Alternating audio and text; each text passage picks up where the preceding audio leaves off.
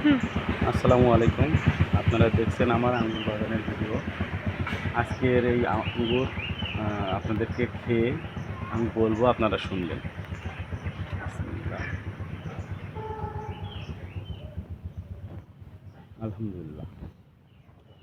কিন্তু আপনি আলহামদুলিল্লাহ, আলহামদুলিল্লাহ। অবশেষে আঙ্গুর খাওয়ার উপযুক্ত হয়েছে। আমরা ইনশাল্লাহ খাবো। আম্মু, তুমি একটা খাও। মিষ্টি। আলহামদুলিল্লাহ। আজকের এই আঙ্গুরগুলো আমরা সব পারবো, সেটা আমাদের তুফরিনা তাসিন বাসা আসলে তারপর।